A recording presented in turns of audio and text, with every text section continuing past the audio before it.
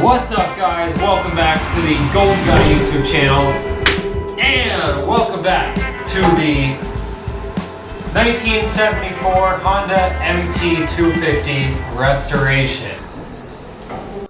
You guys really like this video series, apparently. It's the most viewed video I've had in a long time, and it feels good to actually be making good content again. So that's why I've got another video. I'm going to try to do one of these videos every week until this bike is done. Now, there's a lot that needs to be done to it. In the last video, I started this bike up for the first time, and it actually runs pretty good, aside from almost revving itself to the point of explosion.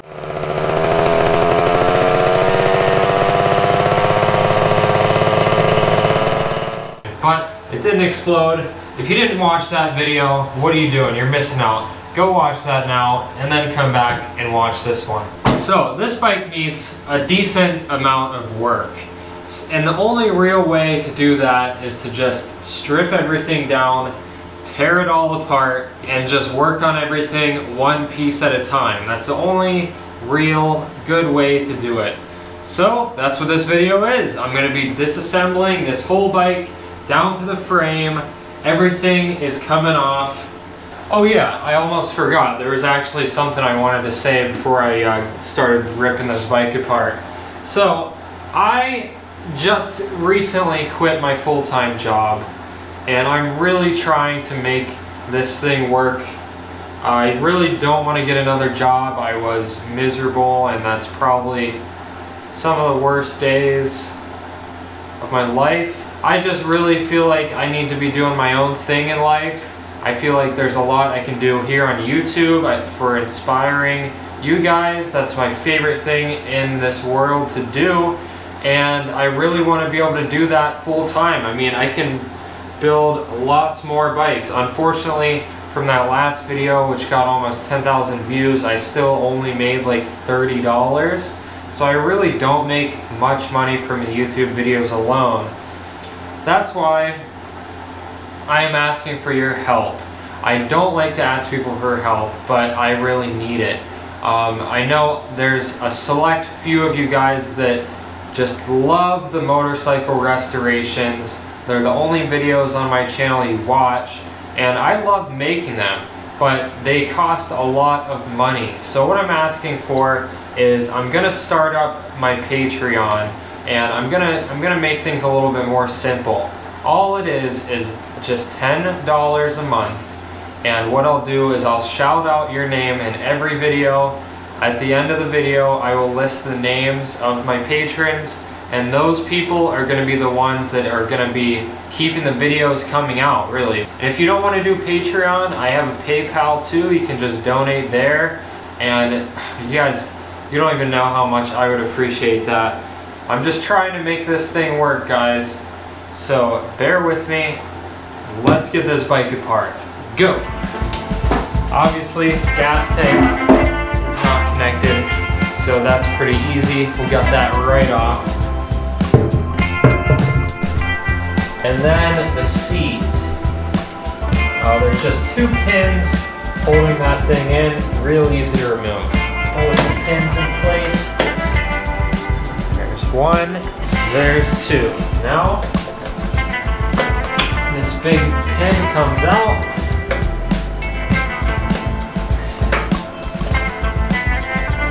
The other pin, and the seat is off. Man, this thing's in really good shape. Oh, before I do anything else, I wanted to show you something that was supposed to be here for the previous video, but it just came. Here it is. This is my new air filter. It's a uni air filter. Now I'm going to have a lot of mixed opinions on using this kind of an air filter instead of the stock air box, but to be honest, this is a good modification. It's going to give the bike more power. It's going to wake it up. I might have to rejet the carburetor, but that's fine. It's going to be making more power. Before I do anything else, I just want to make sure that this air filter will actually fit. Oh yeah. You know, what would be even better is if I had a little extension so that the actual foam part was inside here, because this whole area really doesn't get dirt or water in it too much, so it's really good location for an air filter. Let's keep tearing this thing apart. This one's easy, we'll get that off. The next easiest thing to remove is probably this oil reservoir right here. This is where you put the 2-stroke oil in and it automatically mixes it into the engine. So the only thing you have to put in the gas tank is gas. I might as well remove the hose first. Oh yeah, it's definitely dry rotted. So I'm just gonna cut it off. Next, let's get the carburetor off. That's something I have already done once on this bike, so I can do it again. Throttle slide has to come out. And that's it for the carburetor. Pretty easy.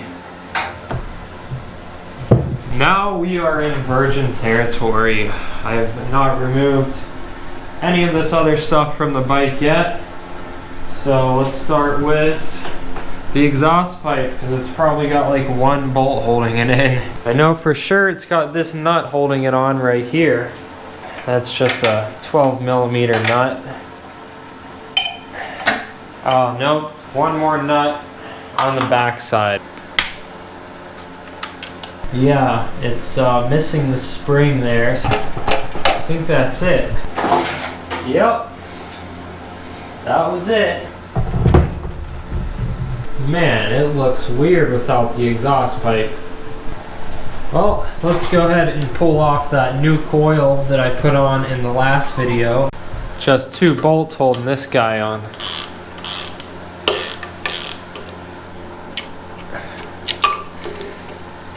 I can definitely go ahead and pull all the stuff off of the handlebars.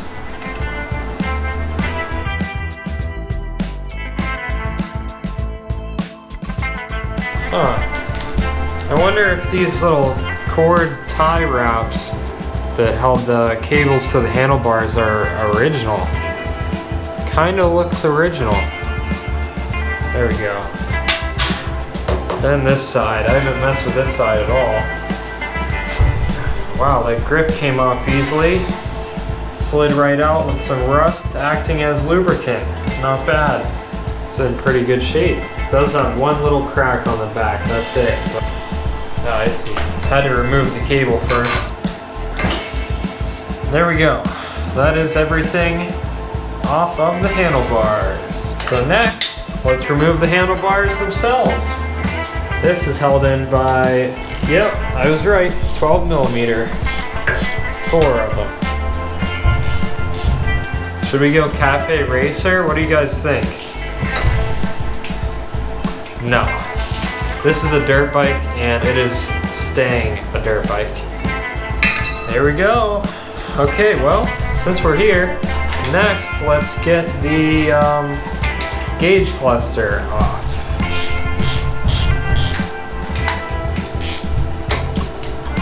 Pretty sure it was just those 2 bolts. Oh my gosh. That was unexpected. I did not know that the gauge cluster was holding the headlights on too. This is a big unit right here. There's so much stuff attached. If we follow the tachometer cable, it goes down here into the engine. There we go. That was easy. Now let's see if it'll just pull out. Yep. Easy does it. Forgot one. The speedometer cable. How do you get to that screw? Well, you know what? I'm gonna have to remove the forks from the wheel axle at some point, so let's go ahead and loosen up these nuts on the bottom, see if we can get the cap off. Then maybe we can get to that screw.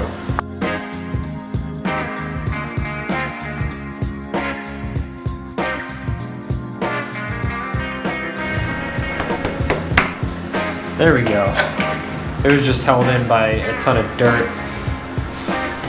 So now, let's see what we can do here. In order to actually get it out of the way enough, I'm gonna have to pull the whole front wheel out momentarily. So let's go ahead and do the same thing on this side.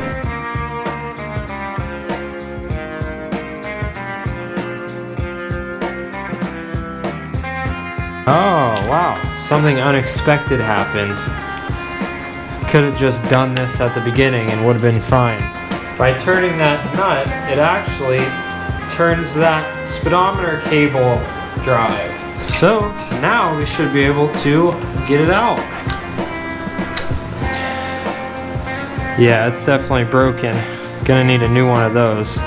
That's where it broke right there. This thing's just rusty. There's water in there, I guess. And with that, now this whole thing is removed. So, wow, I'm really surprised this was all one piece. Wow, this thing actually had a steering lock. Key, long gone, but that's really cool that they added that on there. So what you do, once you have it turned all the way this way, put the key in and it pops a little rod out, which makes it locked in this position. And I don't think anyone's gonna steal a bike that can only go in circles. Oh, what next? Well, we're almost down to a rolling chassis. Guess I'll go ahead and get the fenders off. Nice. Nice. Man, this thing's already got a Cafe Racer seat hoop on it. I've never seen a frame like that. And then the engine.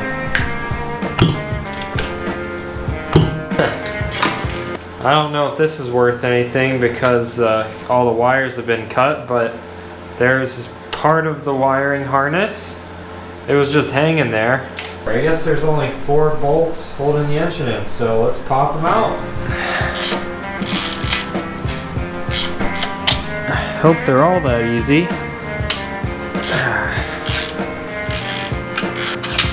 And there it is. Man, this doesn't get any easier. Let's pop these off. That one was completely loose. This one, not very tight at all.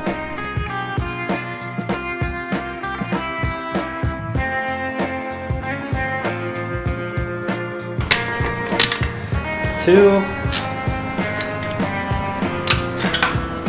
And a 3. Those also hold the skid plate on, I see. Now, the motor is totally loose, so let's get that guy out of there. Okay, almost got it.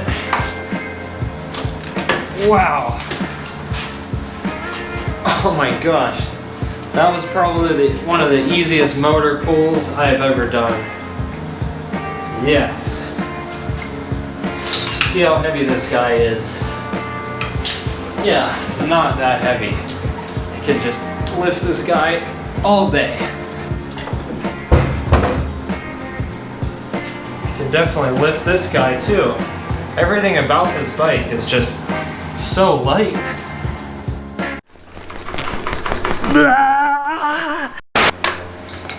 There we go. Now front wheel can come out. Suspension feels pretty dang good actually. There we go. I managed to get the nut off on the other side. Now, let's see if we can mallet that thing out of there.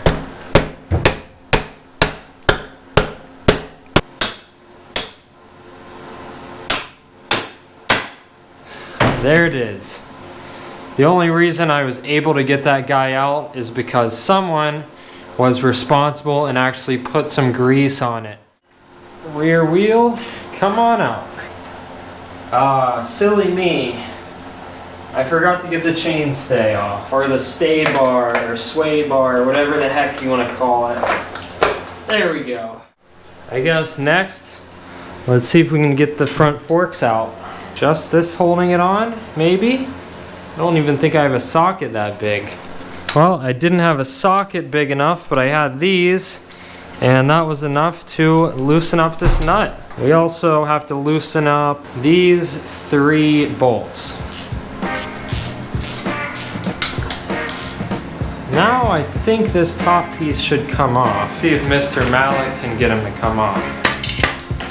Whoa.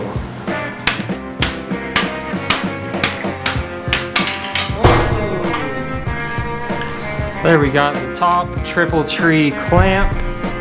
Now, oh, not quite. We gotta loosen this thing up. There's a bearing inside there, so actually it's just, yep, just loose balls. Those are gonna go flying everywhere. We gotta try and not lose these. I hear balls going everywhere. There's some up here. Try to save these before they can have a chance to get lost. Oh, I know where those just went. Those just went down the frame tube. Perfect. Now let's see if I can remove the swing arm. It's held in by this swing arm bolt here. Pretty long one. I've already gotten it halfway out. Now that was very easy. I don't know where the nut is though. It wasn't on the bike. So I'll have to get a nut for that. That's not a problem. Man, those things are filthy. Now it's just the shock holding it in.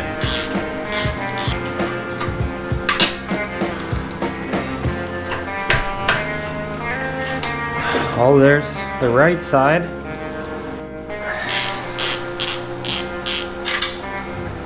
And there's the left side. There is a disassembled bike.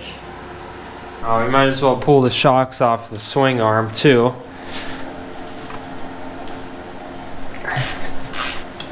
There we go. Man, I thought these shocks were better than they are, but they're pretty crusty. Might need to get some new ones. I just don't know if it's worth restoring these old shocks. Might be better to put some upgraded shocks on. Well, there you are. I think that's the whole bike disassembled. So there really wasn't too much hardware, but what there was the engine mounting bolts, which I've bagged up together, and those plates. And then the triple tree bearings, I got them all back out of the frame. Then the nut and the other hardware, and then miscellaneous hardware. So there really wasn't too much. Then of course we've got the big rear axle and the swing arm bolt, which is missing the nut. I think I should probably make a list of things I know I need to buy for this bike. Number one, we need a new clutch cable, front brake cable, swing arm nut, tires, tail light, turn signals, and battery. Well, that's all the stuff that I know about, but I'm sure there will be more to come. Well, the whole bike is disassembled. I really don't know where to go from here. I could go ahead and repaint the frame or the gas tank, or I could go through the engine. I don't know. Comment down below, guys, what you think I should do next. Well, whole bike's disassembled and I'm ready to restore it. Hope you enjoyed the video. If you did, please hit that like button. If you want to stay in the loop with the next video on this project, make sure you hit the subscribe button and the notification bell so you get notified when the next video comes out. And that's it for today, guys. Thank you for watching, and I'll see you next time. Peace out.